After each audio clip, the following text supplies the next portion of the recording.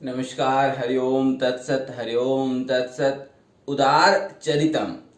चरित्र इंसान का उदार हो तो कितना अच्छा है, लेकिन हम उदार क्यों नहीं बनते हैं? उदार अर्थात तीन शब्द है, उदार, कृपणता और इन दोनों के बीच एक शब्द है स्वार्थ। तो आइए हम इंसान उदार क्यों नहीं हैं, उदार कैसे बन सकते हैं, और उदार व्यक्ति अर्थात जो दान देने वाला, देने की जिसकी स्वभाव है, जिसकी प्रवृत्ति है। अब जो है कहानी कुछ ऐसा है कि जिस व्यक्ति के पास धन नहीं हो, धन देना चाहता है, जिसके पास शारीरिक बल है, वो बल से सेवा नहीं करना चाहता, वो धन से सेवा करना चाहता है। अर्थात जो है उसमें तो हम देकर खुश रहें। अब हमारे पास जो है उसको तो देते नहीं है, जो नहीं है उसको हम लोग दोष दे देते हैं कि हमारे पास ये तो है नहीं तो कैसे दे। एक सेठ के पास बहुत पैसा था, वो महाराज जी के पास जाकर यही बोलता था कि हमें बहुत इच्छा होती है कि आपकी शारीरिक सेवा करें, लेकिन क्या करें, हम असमर्थ हैं, हमारा शरीर कमजोर है। अरे तुम्हारे पास धन है, धन से सेवा कर देते, लेकिन ऐसा नहीं है। तो आइए, इंसान उदार क्यों नहीं है? जैसा कि हमने पहले ही बताया, कृपणता और उदारता के बीच में एक शब्द है जिसको कहते हैं स्वार्थ। कृपणता और उदारता दोनों एक दूसरे के विपरीत हैं, लेकिन इन जो दोनों के बीच एक जो शब्द छिपा हुआ है जिसको स्वार्थ कहते हैं। कृपणता जो सिर्फ संचय करता है, जो सिर्फ, क्योंकि धन का तीन गति होता है, भोग होगा, या तो खुद भोग लेगा, या दान कर देगा, उसके चलते किसी और का जो है भला हो जाएगा, अन्यथा तीसरा जो गति है वो है सत्यानाश, तो उसका नाश तो होना ही है। तो अब बात आती है कृपणता की। तो जो धन सिर्फ संचय करता है, न भोग करता है, न दान करता है, न अपने ठीक से पहनता खाता है, और न बच्चों को ही देता है, अपना खुद कंजूसी में जीवन जीता है, बैंक बैलेंस में जीरो जो है बढ़ाते जाता है। कल 10 रुपया था, परसों 100 रुपया होगा, 1000 होगा। वो सिर्फ जीरो बढ़ाने के चक्कर में न अपना सुख भोगता है, न सामने वाले को भोगने देता है, और उस जमा धन, अपना पासबुक हो, चाहे अनाज का भंडार हो, चाहे सोना चांदी हो, वो सिर्फ रखने का सुख मिलता है उसको। वह व्यक्ति निष्ठुर होता है, कृपण व्यक्ति उसको कहते हैं। कृपण व्यक्ति किसी से प्यार नहीं कर सकता, न ही उसे कोई प्यार करता है, न ही उसे कोई प्यार करता है। कृपण भोग नहीं करता, इसलिए उसके द्वारा जमा धन से उस जीवन में भी उसको सुख नहीं मिलता, क्योंकि वह दान नहीं देता है। जब देता नहीं है तो फिर उसको मिल नहीं सकता है कहीं से, तो न इस लोक में सुख है, न परलोक में उससे सुख मिलता है। संचय बुरा नहीं है, कुछ धन इकट्ठा करना जरूरी है विपत्ति के समय के लिए, लेकिन शास्त्र का निर्देश है कि अपनी आमदनी का कुछ अंश, चौथाई भाग संचय करना चाहिए, ताकि बुरे वक्त में वह काम आ सके। सिर्फ संचय बुरा है, संचय करना अच्छी बात है, लेकिन सिर्फ संचय ही करना, सिर्फ जमा ही करना बुरा है। जो दान और सत्कर्म में लगने वाले भाग को भी सिर्फ जमा करते जाता है, उसे कृपण कहते हैं। महाभारत में एक कथा आई है। उज्जैन में एक ब्राह्मण था, उसने खेती व्यापार आदि करके बहुत संपत्ति जमा कर ली थी। वह बहुत कृपण था, कामी और लोभी था। क्रोध तो उसे बात बात में आता था। उसने कभी किसी का जो है भला नहीं किया, किसी को प्रसन्नता नहीं दी, खिलाने पिलाने की तो बात ही बहुत दूर है। वह अपने धन से न तो परिवार के सदस्यों को सुख दिया और न स्वयं ही कोई सुख प्राप्त कर सका। कृपण व्यक्ति किसी का प्रिय नहीं होता, क्योंकि धन के अलावे उसे कोई और प्रिय नहीं होता है। जिस व्यक्ति को धन के अलावे कुछ प्रिय नहीं होता है, वह व्यक्ति किसी का प्रिय नहीं होता है। बहुत दिनों तक इस प्रकार जीवन बिताने के बाद वह किसान पंच महायज्ञ के भागी देवता बिगड़ गए, अर्थात प्रकृति उसके प्रतिकूल हो गई, क्योंकि उसने देव यज्ञ या पितृयज्ञ, भूत यज्ञ, ज्ञान यज्ञ या नृयज्ञ कभी किया ही नहीं अपने धन से। धन वो सिर्फ संचय करने में लगा रहा। जब उसके पहले का पुण्य जो है खत्म हो गया, अर्थात तो पहले के प्रारब्ध या किसी पुण्य के बदौलत या ईश्वर की कृपा के बदौलत उसके पास धन इकट्ठा तो हो रहा था, लेकिन जब वह पुण्य समाप्त हो गया तो संचित धन उसकी आंखों के सामने ही नष्ट होने लगा। एक दिन आग लग गई, कुछ उसमें जल गया, कुछ चोर ले गए और कुछ सरकार के टैक्स के रूप में चला गया, कुछ धन लोग बेईमानी कर करके ले गए। इस प्रकार उसकी सारी संपत्ति खत्म हो गई। धन से न तो उसने धर्म कमाया और न भोग किया। उधर उसके सगे संबंधियों ने भी उससे मुंह मोड़ लिया, क्योंकि सगे संबंधियों के लिए भी तो उसने कुछ किया नहीं था।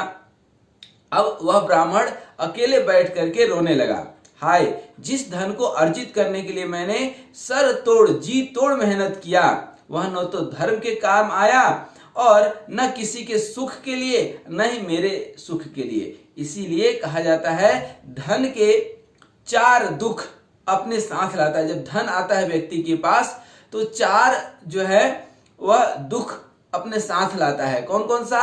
जब व्यक्ति के पास धन होता है तो धीरे धीरे अहंकार होने लगता है, अहम भाव आ जाता है। तो सबसे पहले उसको अहंकार आ जाता है, फिर धन की तृष्णा, उसकी और इच्छा, कृष्णा खत्म हो जाते हैं, कृष्ण खत्म हो गए, तृष्णा आ गई, कृष्णा नहीं तृष्णा, और संचय करने की प्रवृत्ति। जिस व्यक्ति के पास जितना धन होता है वो सोचता है कि और आ जाए, वो चुंबक की तरह उसको, और लॉ ऑफ अट्रैक्शन की तरह और वो अट्रैक्ट करना चाहता है।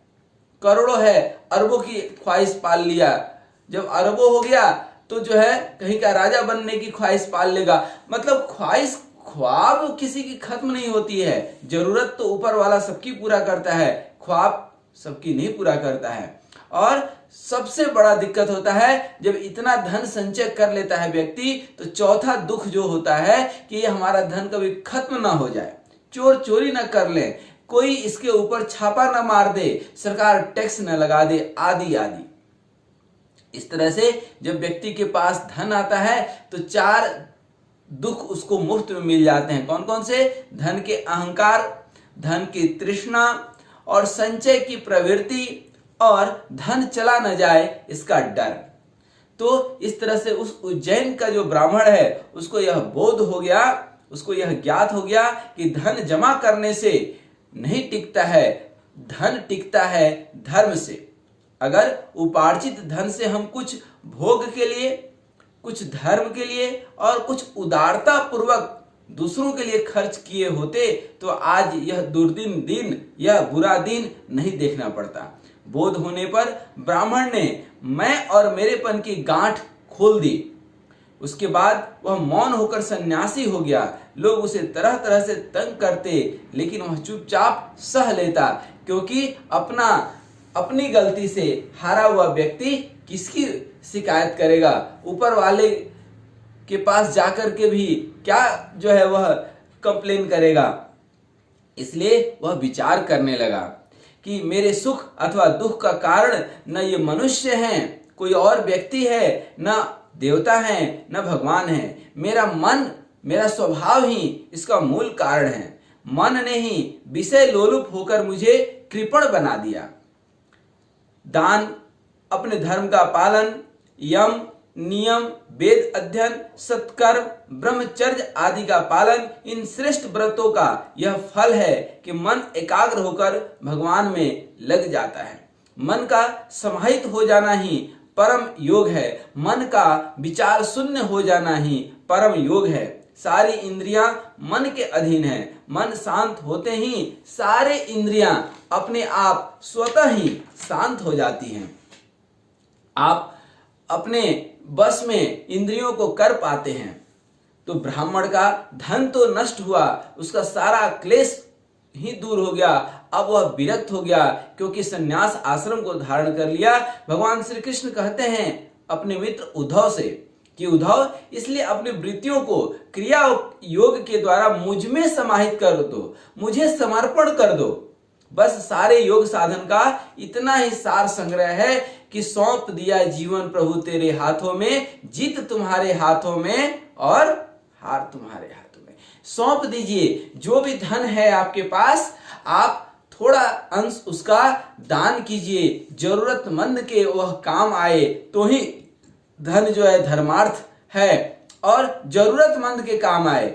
दूसरा, अपने भोग में उसको अपने जरूरत के मुताबिक, ऐसो आराम मैं नहीं बोल रहा हूं, जरूरत के मुताबिक अपने ऊपर खर्च कीजिए, अपने परिवार के ऊपर खर्च कीजिए।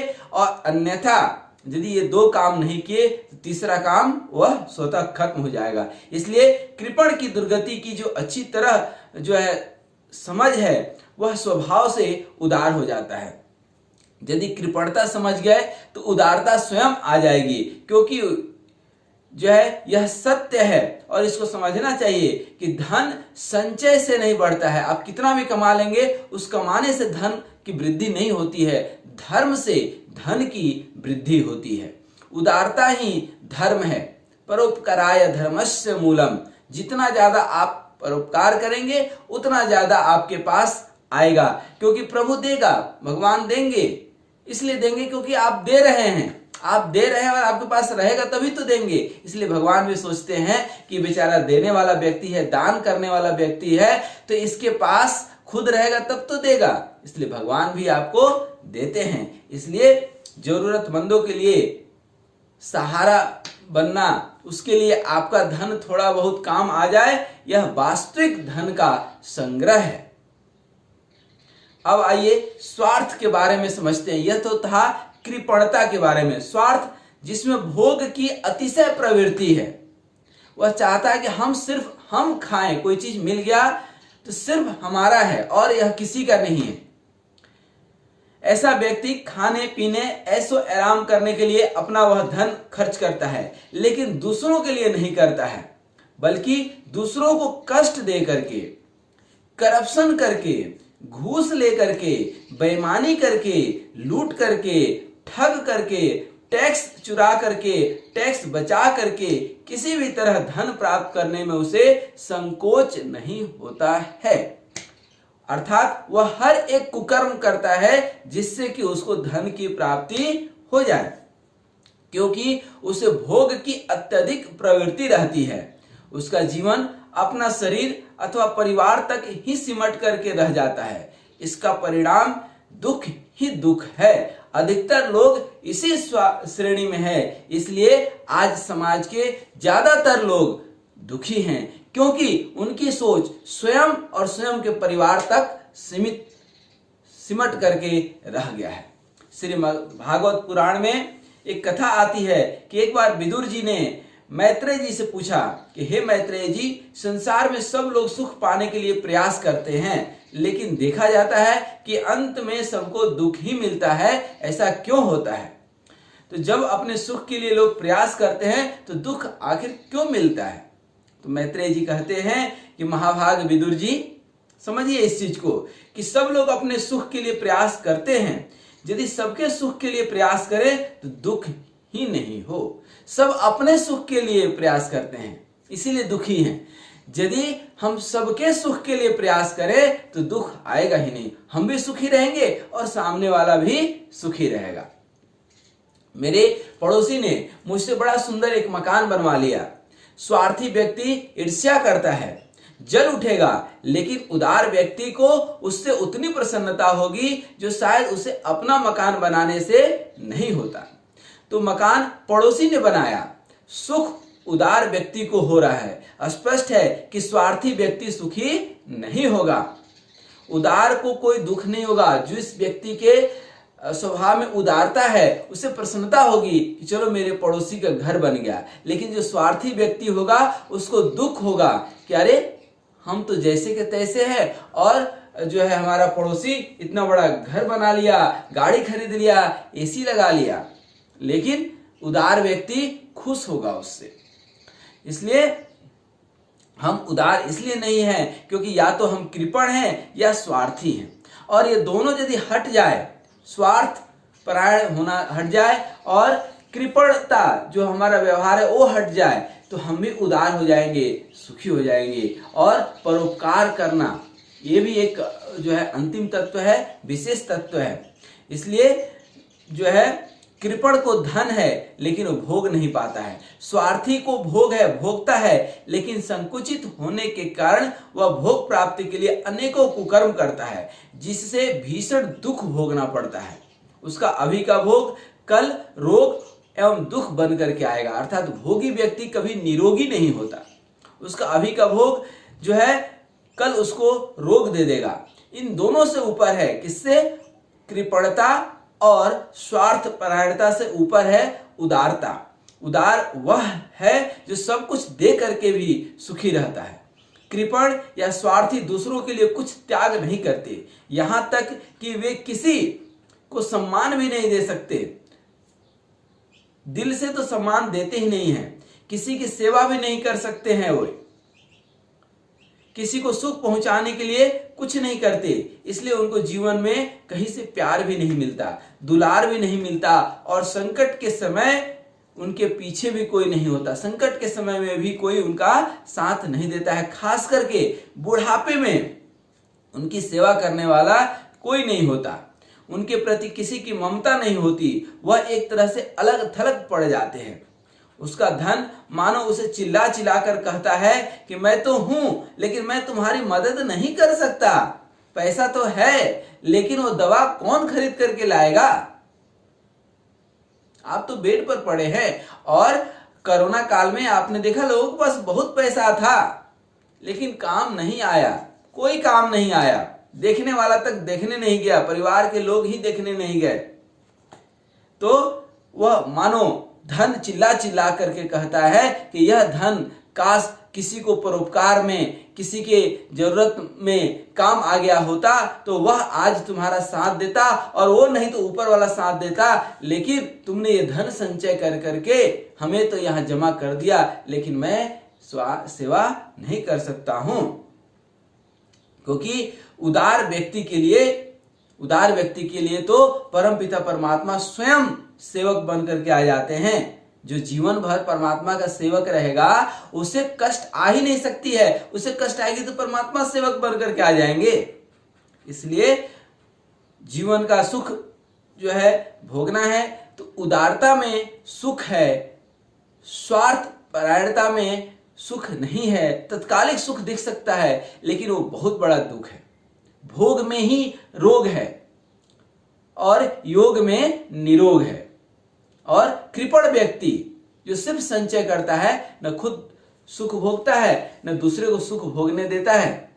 इसलिए आइए धन की जो 3 गति हमने बताया, कृपणता, स्वार्थता और उदारता। कृपण वह है जो सिर्फ धन इकट्ठा करता है, न खुद भोगता है, न किसी को भोगने देता है। स्वार्थ ये है कि खुद भोगता है, किसी को भोगने नहीं देता है। और उदारता है कि खुद भी भोगता है, खुद नहीं भोगा तो भी कोई दिक्कत नहीं है, दूसरों को जरूर भोगने देता है, जरूरतमंदों की जरूर सेवा करता है, और धन की 1/10, 1/4 जरूर सेवा पे खर्च करनी चाहिए। इन्हीं उम्मीद के साथ कि हम सब उदार बने, इंसान में उदारता आ जाए कि दूसरे का सुख देख करके हम सुखी हों, ये भाव आ जाए तो हर इंसान सुखी हो जाए। आज इंसान दुखी सिर्फ इसलिए है क्योंकि हम दूसरे का सुख देख करके दुखी होते हैं। जिस दिन हम दूसरे का सुख देख करके सुखी होने लगेंगे, उस दिन हमारे सारे दुख स्वतः दूर हो जाएंगे। हरि ओम तत्सत, हरि ओम तत्सत, हरि ओम तत्सत।